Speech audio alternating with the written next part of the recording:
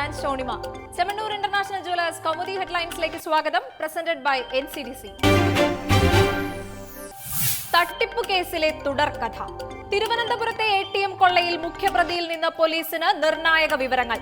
തിരിച്ചറിയപ്പെട്ട 4 പേർക്ക് പുറമെ മറ്റൊരാൾ കൂടി സംഘത്തിലുള്ളതായി പിടിയിലായ ഗബ്രിയേലിന്റെ വെളിപ്പെടുത്തൽ. അതേസമയം മുഖ്യപ്രതി അറസ്റ്റിലായിട്ടും ATM വഴി പണം ചോരുന്നത് തുടരുന്നതായും റിപ്പോർട്ട്. തലസ്ഥാനത്ത് നിന്ന് ചോർത്തിയ ബാങ്ക് അക്കൗണ്ട് രഹസ്യങ്ങൾ കൈമാറിയത് ജർമ്മനി കേന്ദ്രമാക്കിയ സംഘത്തിനെന്ന് സൂചന. താനും കൂട്ടാളികളും രാജ്യാന്തര സംഘത്തിലെ ചെറുകണ്ണികൾ മാത്രമെന്ന് ചോദ്യം ചെയ്യലിൽ ഗബ്രിയേൽ മരിയൻ ഇലി. നന്ദാവനം AR ക്യാമ്പിൽ ചോദ്യം ചെയ്യൽ തുടരുന്നു. അതിനിടെ തലസ്ഥാനത്തെ അക്കൗണ്ടുകളിൽ നിന്ന് തട്ടിപ്പുകാർ ഇന്നലെയും പണം ചോർത്തിയതിന്റെ അങ്കലാപ്പിൽ ബാങ്കുകൾ. 2 അക്കൗണ്ടുകളിൽ നിന്നായി 65,300 രൂപ പിൻവലിച്ചത് മുംബൈയിലെ ATMകൾ വഴി. സമദൂരത്തിന്റെ സമ്മർദ്ദം. സമദൂര നിലപാട് ഉയർത്തുന്ന സമ്മർദ്ദങ്ങളിൽ മാണി ഗ്രൂപ്പ്. മുന്നണിയിലല്ലാതെ സ്വതന്ത്രമായി നിൽക്കാനുള്ള തീരുമാനത്തിൽ കടുത്ത എതിർപ്പുമായി ജോസഫ് വിഭാഗം. കേരള കോൺഗ്രസിന് മുന്നണി ബന്ധം അനിവാര്യമെന്ന് PJ ജോസഫിന്റെ പരസ്യ പ്രഖ്യാപനം.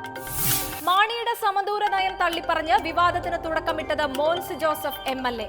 കേരളത്തിൽ മുന്നണി രാഷ്ട്രീയത്തിനാണ് പ്രസക്തിയെന്നും ഇക്കാര്യം ചർച്ച ചെയ്ത് ഉചിത തീരുമാനമെടുക്കുമെന്നും മോൻസ്. അതേസമയം ചരൽക്കുന്നിലെ ഏകകണ്ഠ തീരുമാനത്തിൽ മാറ്റമില്ലെന്ന് തീർത്തു പറഞ്ഞ് മാണി. സമാധാനത്തിന് സർവകക്ഷി. കശ്മീർ സംഘർഷങ്ങൾക്ക് പരിഹാരം തേടി കേന്ദ്രം വിളിച്ച സർവകക്ഷി യോഗം ഇന്ന്. പാർലമെന്റിന്റെ വർഷകാല സമ്മേളനം അവസാനിക്കുന്ന ഇന്ന് ഇരുസഭകളും പിരിഞ്ഞതിനു ശേഷം യോഗം ചേരാമെന്ന് തീരുമാനം.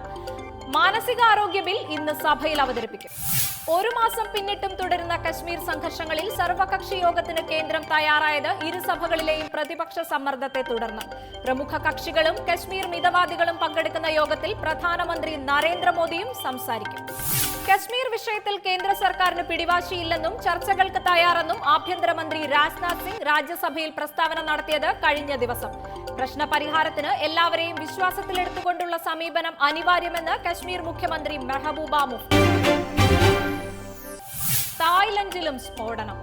തായ്ലൻഡിനെ നടുക്കിയ സ്ഫോടന പരമ്പരയിൽ 4 മരണം. ഇന്നലെ രാത്രിയും ഇന്ന് പുലർച്ചെയുമായി ആകെ 8 സ്ഫോടനങ്ങൾ ഉണ്ടായതായി റിപ്പോർട്ട്. കൊല്ലപ്പെട്ടത് വിദേശ വിനോദസഞ്ചാരികളുടെ താവളമായ ഹുവാ ഹിൻ റിസോർട്ടിൽ ഉണ്ടായിരുന്നവർ. സ്ഫോടനങ്ങളിൽ 21 പേർക്ക് പരിക്ക്. മരണസംഖ്യ ഉയരുമെന്ന് സൂചന. റിയോയിലെ സ്വർണ്ണ മത്സ്യം. റിയോ ഒളിമ്പിക്സിൽ മൈക്കൽ ഫെൽപ്സിന്റെ മെഡൽ വേട്ട തുടരുന്നു. 200 മീറ്റർ മെഡ്ലയിൽ അമേരിക്കൻ നീന്തൽ ഇതിഹാസം മുങ്ങിയെടുത്തത് കരിയറിലെ 22ാം ഒളിമ്പിക് സ്വർണം. നേട്ടത്തോടെ ഫെൽപ്സ് സ്വന്തമാക്കിയത് ഒളിമ്പിക്സ് ചരിത്രത്തിൽ കൂടുതൽ വ്യക്തിഗത സ്വർണം നേടിയ താരമെന്ന റെക്കോർഡ്. അതേസമയം പുരുഷ ഹോക്കിയിൽ ഹോളണ്ടിനോട് തോറ്റെങ്കിലും ക്വാർട്ടറിൽ കടന്ന് ഇന്ത്യ. നായകൻ PR ശ്രീജേഷിന്റെ മികച്ച സേവുകളിലൂടെ രാജ്യം ഒളിമ്പിക്സ് ക്വാർട്ടറിലെത്തുന്നത് 36 വർഷത്തിന് ശേഷം. ഗ്രൂപ്പിലെ അവസാന മത്സരത്തിൽ ഇന്ത്യ ഇന്ന് കാനഡയെ നേരിടും. ഇനി ഇന്നത്തെ സ്വർണ്ണ-വെള്ളി നിരക്കുകൾ.